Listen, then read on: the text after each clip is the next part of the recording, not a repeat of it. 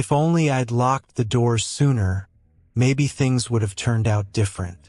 Maybe I wouldn't be sitting here, replaying every second of that night, wondering where it all went wrong. But regret is a luxury you can't afford when you run a truck stop on the edge of nowhere, where the highway stretches so far you start to question if it ever really ends. It was just after 2 in the morning when the bell above the door chimed, sharp and jarring in the dead quiet.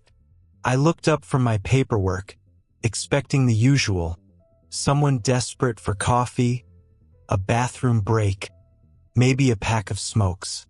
Instead, I saw a man stumble in, shoulders hunched, eyes wide and glassy. His jacket was zipped wrong, and his boots left muddy prints that trailed behind him like breadcrumbs.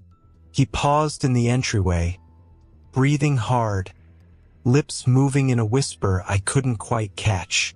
I called out, "You all right, driver?"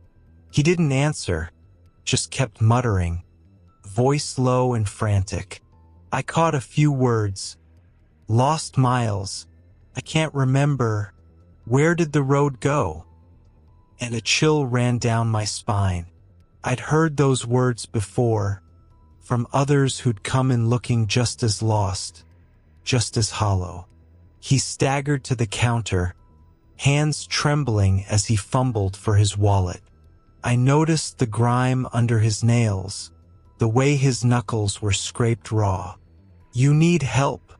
I asked, keeping my tone steady, though my heart was pounding. He looked at me, really looked, and for a second I saw something flicker behind his eyes. Fear, confusion, maybe something worse. "Do you know how far I've come?" He whispered.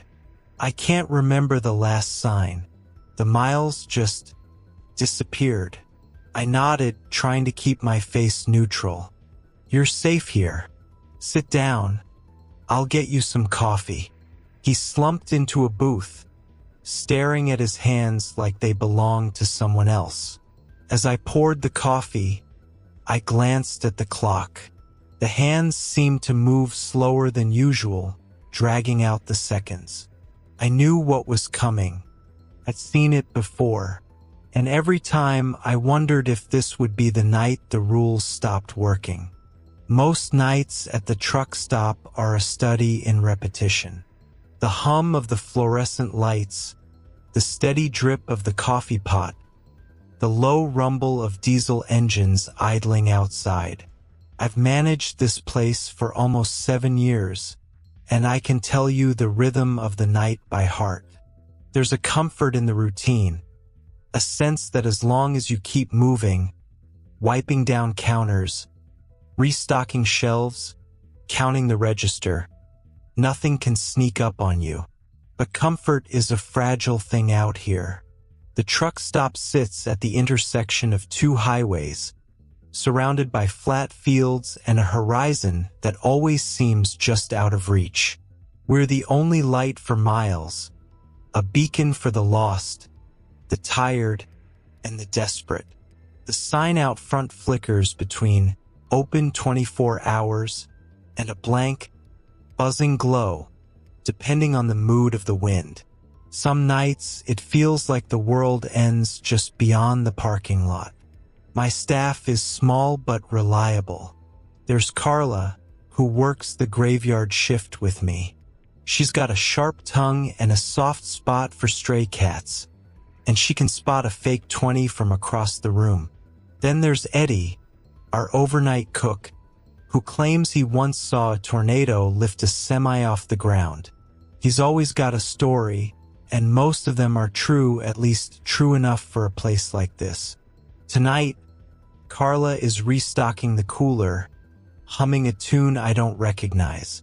Eddie's in the back, banging pots and singing along to a static-filled radio. The clock above the register says 2:17, but my watch reads 2:09. The wall clock in the diner area is stuck at 1:53, the second hand twitching but never moving forward. I've replaced the batteries twice this week, but it never seems to help. The radio crackles with bursts of static, cutting in and out of a country song I haven't heard in years. Sometimes, late at night, the static almost sounds like voices, just on the edge of hearing, just enough to make you wonder if you're imagining things. Carla says it's the weather, but the sky outside is clear, stars sharp and cold.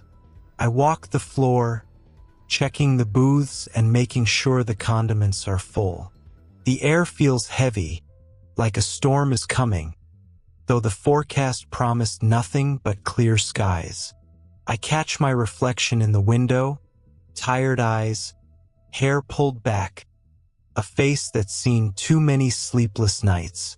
I think about the driver in the booth, still staring at his hands, and I wonder how many more will come through these doors before sunrise. Routine is everything here. It's what keeps the night moving, what keeps the shadows at bay.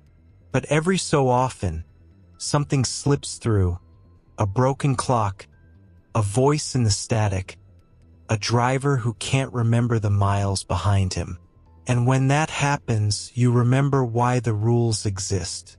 We just finished the midnight rush, 3 truckers, a family in a minivan, and a guy who looked like he'd been driving since the invention of asphalt, when I found myself at the counter with our new hire, Mason. He was young, maybe 20, with a nervous energy that made him fidget with the pen on his notepad. First week on the job, and he was still trying to memorize the menu and the register codes. I figured it was time for the real training. "All right, Mason," I said, leaning on the counter. "You've got the basics down, but there are a few house rules you need to know. Some are just good business. Others, well, you'll see." He nodded, eager, pen poised. "I'm ready. First, no loitering. If someone's hanging around the lot without a reason, you ask them to move along. We get drifters, and not all of them are harmless. Second, always check the bathrooms every hour. People fall asleep in there or worse. Third, and this one's important, never let a driver sleep in the lot after 3 a.m. If they're still here, you wake them up and send them on their way." Mason frowned, pen hovering. "Why 3 a.m.? Isn't that kind of harsh?" I shrugged. "It's not about being harsh. It's about keeping people safe. Have you ever heard of highway hypnosis?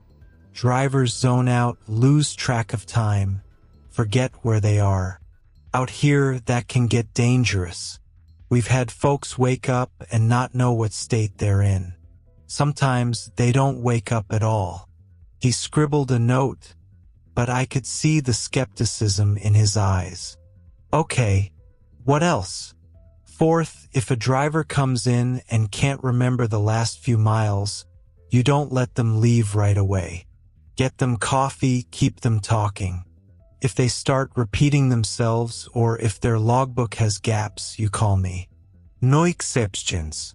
Mason looked up, brow furrowed. "Is that really common?" "More than you'd think," I said quietly.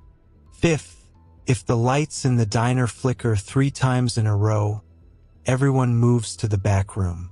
Don't argue, don't ask questions. Just do it.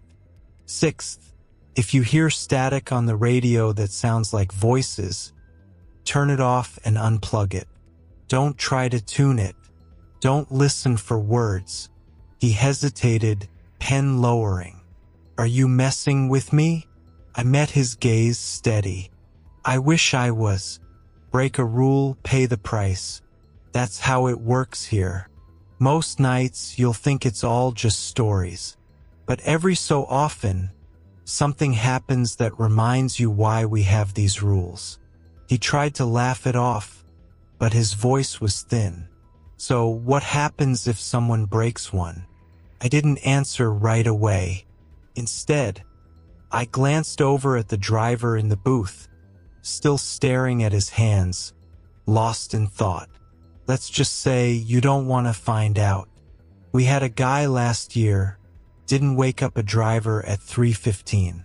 The next morning, the truck was still running, but the cab was empty. No sign of the driver. Not in the lot, not in the fields. Just gone. Mason swallowed, eyes wide. You're serious? As a heart attack. This place runs on routine, and the rules are what keep us safe. If you follow them, you'll be fine. You start thinking you know better or that the rules don't matter, and you'll learn the hard way. Everyone does eventually. He nodded, a little less eager now. I'll remember. Good, I said, giving him a reassuring pat on the shoulder. Because out here, forgetting is the most dangerous thing you can do. The bell above the door chimed again, and I glanced up to see Big Ray lumber in. He's been coming through for years, always ordering the same thing: black coffee, 2 eggs, hash browns, sausage links. Ray's the kind of guy who remembers everyone's name, always has a joke ready, and never misses a chance to brag about his grandkids. But tonight he looked different. His shoulders were slumped, and his eyes darted around the diner like he was searching for something he'd lost. Evening, Ray, I called, trying to keep my tone light. You're running late tonight. He blinked, as if he'd just noticed me. Yeah, I guess I am. I wasn't planning to stop, but... He trailed off, rubbing his forehead. I can't remember the last exit, or the one before that. Feels like I've been driving forever. Carla shot me a look from behind the counter, her hands pausing over the coffee pot. I nodded, and she poured a fresh cup, sliding it across the counter to Ray. On the house tonight, she said gently. You look like you could use it. Ray took the cup with both hands, staring into the steam. Thanks, Carla. Do you ever get that feeling, like you're missing time? Like the road just eats it up? Mason, wiping down a nearby table, glanced over. Maybe you just need some rest, sir. Long hauls can mess with your head. Ray shook his head, frowning. No, it's more than that. I remember leaving the last way station, but after that, nothing. Just blacktop and headlights. Next thing I know, I'm here. I moved closer, lowering my voice. Ray, why don't you sit for a while? Eat something, get your bearings. You're safe here. He nodded, but his hands trembled as he set the cup down. I keep thinking I missed a turn, or maybe I'm not supposed to be here at all. Carla brought over his usual order, setting the plate in front of him with a reassuring smile. Eat up, Ray. You'll feel better. Mason leaned in, voice low. Shouldn't we call someone? Maybe he needs a doctor. I shook my head. He just needs time. And coffee. Trust me. But what if he's really sick? Mason pressed, concern etched on his face. Shouldn't we do more? I kept my eyes on Ray, watching the way he picked at his food, barely eating. We're doing what we can. The rules are there for a reason. Ray looked up suddenly, eyes wide. Did you hear that? Carla and I exchanged a glance. Hear what, Ray? I asked, keeping my tone calm. He shook his head, looking embarrassed. Nothing. Just thought I heard someone calling my name. Must be the wind. Mason looked unsettled, glancing toward the windows. It's dead quiet out there. I put a hand on his shoulder. Stay close. If Ray starts repeating himself or if he tries to leave on foot, let me know right away. He nodded, but I could see the doubt in his eyes. He didn't understand, not yet, but he would. Everyone does eventually. Ray sat in the booth, staring at the clock on the wall, as if trying to will the hands to move. The air in the diner felt heavier, the silence pressing in around us. I watched him, waiting for the next sign, hoping this time the rules would be enough. Because once a driver starts forgetting miles, you never know what might follow them in. I've learned to trust my instincts in this job, and tonight, every alarm bell in my head was ringing. After checking on Ray, I stepped outside for a breath of cold air and a look at his rig. The lot was mostly empty, just a few trucks lined up under the buzzing sodium lights. Ray's 18-wheeler sat at the far end, engine ticking as it cooled, headlights still faintly glowing. I walked over, hands in my pockets, pretending to check the pumps. Up close, the first thing I noticed was the windshield. It was caked with a thick layer of dead bugs, more than I'd ever seen on a single run. The pattern was wrong, too, splatters in places that didn't make sense, as if he'd been driving through swarms that appeared and vanished at random. I ran my finger along the glass, and it came away sticky.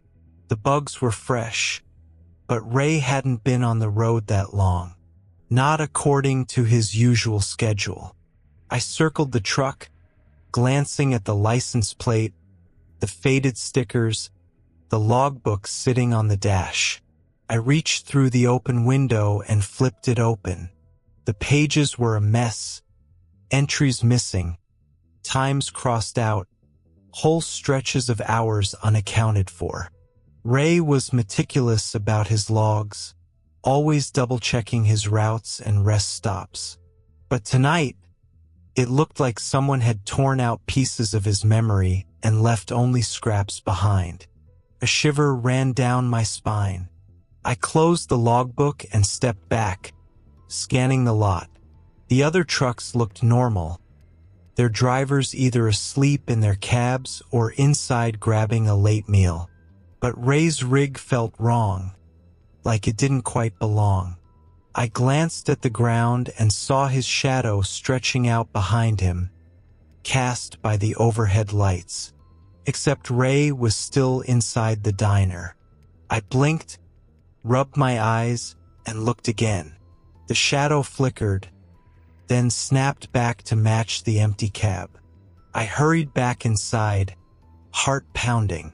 Carla was wiping down the counter, eyes flicking to me as I entered. "Is everything all right out there?" she asked, voice low. "Ray's truck," I said quietly. "Something's off. Bugs all over the windshield, logbooks a mess." And I saw, "Never mind." She nodded, understanding more than I could say. "He's been asking about the time. Keeps checking the clock, like he's waiting for something." I glanced over at Ray. He was still in the booth, but now he was mumbling to himself, fingers tracing circles on the tabletop. Mason hovered nearby, uncertain, watching us for cues. I motioned Mason over. "Do you see anything strange out there?" He shook his head. "Just cold and quiet. Ray's truck looks like it's been through a war zone, though. Keep an eye on him," I said. "If he tries to leave, stop him. No matter what he says." Mason frowned. "You really think something's wrong?" I hesitated, then nodded. "I've seen this before. Drivers who lose time, forget miles. Sometimes they come back. Sometimes they don't." He swallowed, glancing at Ray. "What do? We follow the rules," I said, voice firm. "No matter how strange it gets." Ray looked up suddenly, eyes unfocused. "Did you see the lights?" he asked, voice trembling. "Out on the highway. They were following me. I thought I'd lost them, but..." Carla moved closer, her presence steady. "You're safe here, Ray. Just rest." He shook his head, panic rising. No, you don't understand. They're still out there, waiting. I caught Mason's eye, giving him a silent warning. He nodded, moving to stand between Ray and the door. The diner felt smaller, the air thick with tension. The clocks on the wall ticked out of sync. The radio hissed with static, and outside, the wind picked up, rattling the windows. I watched Ray, searching for any sign that he was still with us, still anchored to this place. But his gaze kept drifting to the door, as if he could see something the rest of us couldn't. I knew then that the night was far from over. The warning signs were all there, and if we weren't careful, we'd be the next ones to forget how we got here. Mason had always been the helpful type. I could see it in the way he hovered near Ray, offering refills and gentle words, trying to coax him back to normal. I should have kept a closer eye, but the night was busy. An ice machine jammed, a delivery truck arrived early, and for a few minutes, I was pulled away from the diner floor. When I returned, the air felt different, heavier, as if the whole building was holding its breath. Ray was shivering in his booth, hands wrapped around his coffee cup, eyes darting to the windows. Mason stood beside him, a blanket draped over his shoulders. He said he was freezing, Mason explained, voice low. I thought it might help. I nodded, but my stomach twisted. The rules weren't just about what you did. They were about when you did it. No blankets after 3 a.m. That was one of the minor ones, easy to forget but important all the same. I glanced at the clock. 3:07. The lights above the counter flickered, buzzing louder than usual. Carla looked up from the register, her face pale. Did you see that? She whispered. Before I could answer, the radio in the kitchen crackled, the static swelling until it drowned out Eddie's humming. The temperature dropped, a chill settling over the diner that had nothing to do with the weather outside. I rubbed my arms, trying to shake it off, but the cold clung to my skin. Ray's confusion deepened. He stared at the blanket as if he didn't recognize it.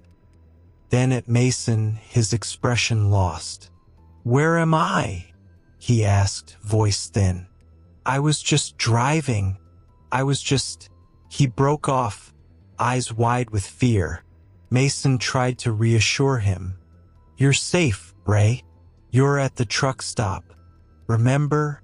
You come here all the time. Ray shook his head, panic rising. No, that's not right. I was on the road. There were lights behind me. Couldn't get away. He clutched the edge of the table, knuckles white. The lights flickered again, longer this time, plunging the diner into momentary darkness. When they came back, the shadows seemed deeper, stretching across the floor in unnatural shapes. The clock above the register spun forward, hands whirring until it landed at 3:33. Carla moved closer to me, voice barely above a whisper. We need to fix this. I nodded, heart pounding. Mason, step away from Ray. Now, he hesitated, guilt written all over his face. I just wanted to help. I know, I said, softer than I felt. But the rules are there for a reason. Ray's breathing quickened, his gaze fixed on the door. They're coming, he whispered. I can hear them. The cold deepened, seeping into my bones. I realized then that the routine, the fragile order we clung to, had been broken, and something was already slipping through the cracks. Ray's decline was sudden and sharp, like a truck hitting black ice. One moment he was shivering in the booth, clutching his coffee, and the next he was mumbling to himself, words looping in circles. Where did the road go? Where did the road go? Where did the road go? His voice was thin, almost childlike, and his eyes had taken on a glassy, faraway look. He didn't seem to see us anymore. Mason hovered nearby, wringing his hands, guilt etched deep into his features. Carla stood at the end of the counter, her face tight with worry, glancing between Ray and the clock, which now read 3:47. The hands ticked forward in uneven jerks, as if time itself was struggling to keep up. I moved to Ray's side, crouching so I was eye level with him. Ray, listen to me. You're at the truck stop. You're safe. Just stay here. All right? He blinked, but his gaze slid right past me. The lights were behind me. Couldn't get away. I kept driving, but the miles disappeared. Where did the road go? I reached out, gently touching his arm. His skin was ice cold, and he flinched at my touch. Ray, you need to stay inside. Don't go out there. Not now. He shook his head, lips trembling. I have to find the road. I have to keep moving. If I stop, they'll catch up. I can't let them catch up. The lights flickered again, longer this time, and the radio in the kitchen let out a burst of static so loud it made us all jump. The air felt thick, pressing in on us from all sides. I could see my breath, little clouds hanging in the air. Ray stood abruptly, knocking his coffee cup to the floor. The mug shattered, coffee pooling across the linoleum. He didn't seem to notice.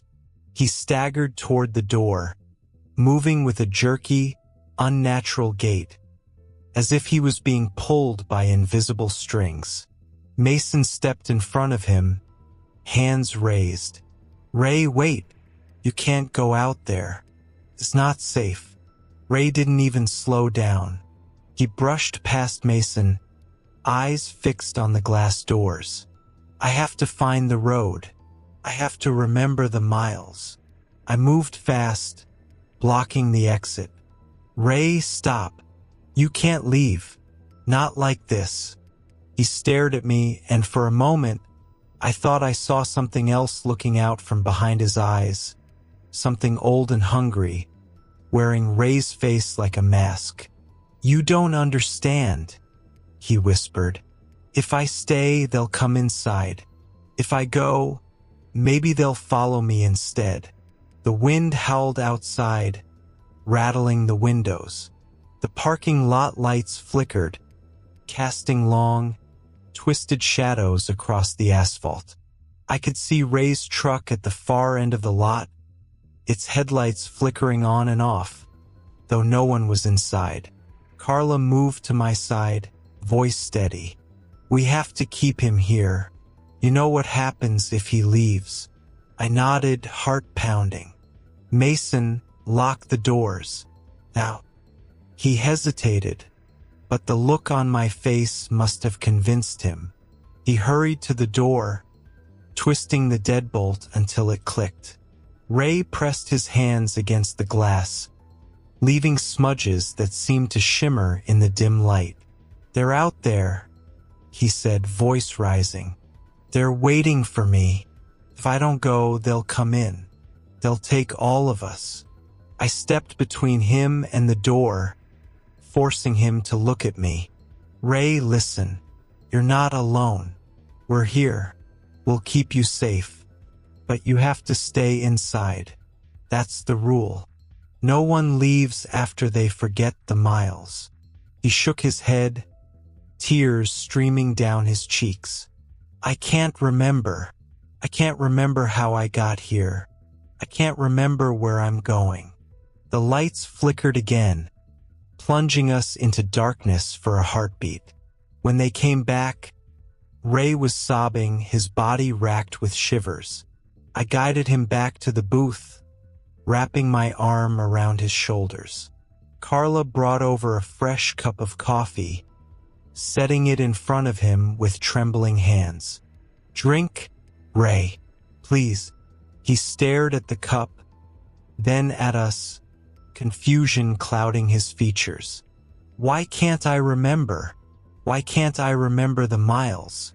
I glanced at Mason, who stood by the door, pale and shaken. "This is why we have the rules," I said quietly. "This is why we never let a driver leave after they forget." Outside, the wind howled louder, and the shadows pressed closer to the windows. I could feel them watching, waiting for a mistake. I tightened my grip on Ray's shoulder, determined not to let him go. "We stay together," I said, voice firm. "No one leaves. Not tonight." Ray's sobs quieted, and for a moment, the diner felt almost normal again. But I knew it was only a matter of time before the things outside tried to get in. And if we broke the rules again, we might not be so lucky. The wind outside rose to a shriek, rattling the windows so hard I thought the glass might shatter. The lights flickered again, plunging us into darkness for a long, breathless moment. In that silence, I heard it, a scraping, dragging sound from the parking lot, like something heavy being pulled across the asphalt. Ray whimpered, curling into himself in the booth. Carla gripped my arm, her nails digging into my sleeve. Mason stood frozen by the door, eyes wide, breath coming in shallow gasps. The lights snapped back on, but the world outside the windows had changed. The parking lot was shrouded in a thick, unnatural fog, swirling in slow, deliberate patterns. Shapes moved within it, tall, thin figures with too long arms and faces that seemed to blur and shift, never settling on a single form. They circled Ray's truck, their shadows stretching impossibly far, reaching for the diner. One of the figures broke away from the others, gliding toward the entrance. Its face pressed against the glass, leaving a smear of frost and darkness. Its eyes, if you could call them that, were empty, bottomless pits. It smiled, a thin, lipless line that split its face in two. Mason stumbled back, bumping into a chair. The thing's gaze locked onto him, and the temperature in the room dropped even further. "The rules," I thought. "The rules are all we have." "Carla, turn off the radio," I barked. She ran to the kitchen, yanking the plug from the wall.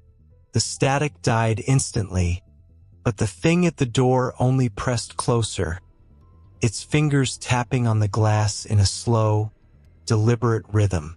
"Mason, get away from the door," I shouted, but he was rooted in place, eyes wide with terror. The thing's smile widened, and it began to whisper, soft, insistent, a sound that wormed its way into your mind. "You broke the rule. You let him forget. You let him freeze. Come outside, Mason. Come see what you've done." Mason shook his head, tears streaming down his face. "I'm sorry," he whispered. "I just wanted to help." The thing's hand slid through the gap between the doors, fingers stretching, reaching for Mason. I lunged forward, grabbing his arm and yanking him back. "Don't listen. Stay with us. Remember the rules." Carla appeared at my side, holding a handful of salt packets from the counter. She scattered them across the threshold, and the thing recoiled, hissing, its form flickering like a bad signal. I grabbed the emergency flashlight from under the register and shone it directly at the thing's face. It shrieked, a sound that rattled my bones, and pulled back into the fog. But the others pressed closer, their faces pressed to the glass, their whispers filling the diner. "Let us in. Let us in. You forgot. You forgot." Ray moaned, covering his ears. "Make it stop. Please make it stop." I turned to Mason, gripping his shoulders. "You have to help us. Repeat the rules. Out loud. Out." He choked back a sob, but nodded. "No blankets after 3. No one leaves after they forget. If the lights flicker, we move to the back. If the radio talks, we turn it off. We don't let them in. We don't let them in." The fog pressed against the windows, but the figures began to fade, their forms unraveling as Mason's voice grew stronger. Carla joined in, reciting the rules, her voice steady and sure. I added my own, the words a shield against the darkness. One by one, the figures vanished, swallowed by the fog. The wind died, the lights steadied, and the diner was silent once more. Mason collapsed into a chair, shaking. Carla hugged him, whispering that it was over. I looked at Ray, who stared at us with hollow eyes, but he was still here. We were all still here, for now. The silence that followed was almost as unsettling as the chaos before it. The fog outside thinned, revealing the empty lot and Ray's truck, headlights finally dark. The air in the diner slowly warmed, but the chill lingered in my bones. Carla sat with Mason, her arm around his shoulders, both of them pale and shaken. Ray slumped in the booth, eyes closed, breathing shallow but steady. He looked older, as if the night had carved new lines into his face. I moved through the diner in a daze, picking up shattered mugs and wiping away the salt scattered across the floor. My hands shook, but I forced myself to keep moving. Routine, even now, was a comfort. I glanced at the clocks, each one ticking in sync again, as if nothing had happened. But I knew better. We'd survived, but not without scars. Mason wouldn't meet my eyes. He stared at his hands, guilt etched deep. I wanted to tell him it wasn't his fault, that everyone slips up eventually, but the words caught in my throat. The rules are simple, but the cost of breaking them is always more than you expect.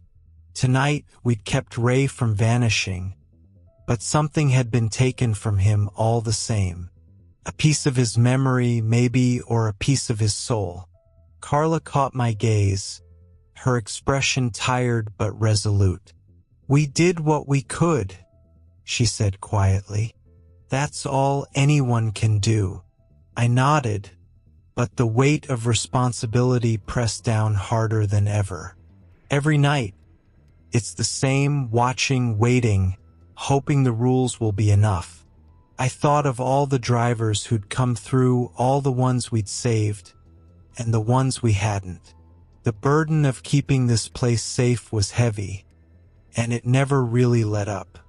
As I locked the doors and turned off the lights, I promised myself I'd be even more vigilant.